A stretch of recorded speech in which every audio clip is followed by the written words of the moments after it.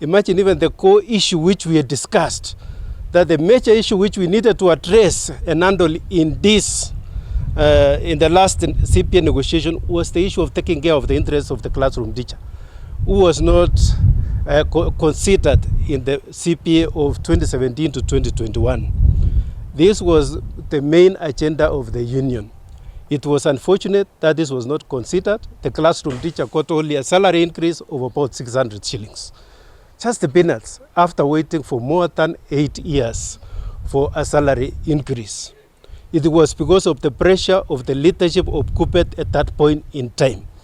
And therefore, I'm requesting the government to see a way of relooking, to reopen, even if they cannot reopen, to see a way of cushioning the classroom teacher and see a way of harmonizing the job groups. 2 years ago, about 4,000 teachers left TSC to Public Service Commission. They were transferred to Public Service Commission. Those who are teaching in DVET institution. They are PET graduates. And because of the stagnation which is there prevalent in TSC, they were equated with their counterparts in public service who graduated to them at the same time. And they moved direct from job group L to B without interviews. And therefore, there is a need to ensure that these job groups are harmonized. Those was in Public Service Commission and Teacher Service Commission. This was needs to be relooked. It doesn't need to wait for the next CPA. This is a discrimination which is ongoing. It can be handled at this point in time. And that's why I'm requesting the government to see a way of harmonizing, because the Constitution does not allow for discrimination. It is actually unconstitutional to discriminate against a section of the public service.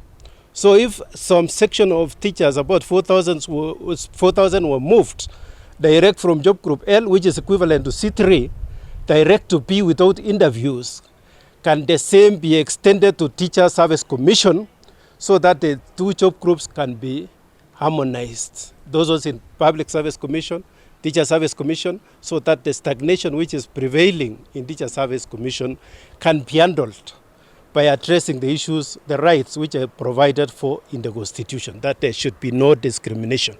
After all the funds come from the same source, the National Treasury, Consolidated Fund. So how can you have funds for Public Service Commission, you have funds for Judicial Service Commission, you have funds for Parliamentary Service Commissions, but when it comes to Teacher Service Commission, there are no funds for promotion.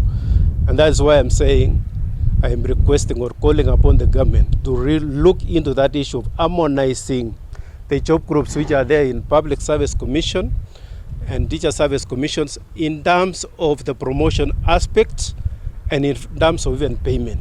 The ones in public service are paid at a higher rate.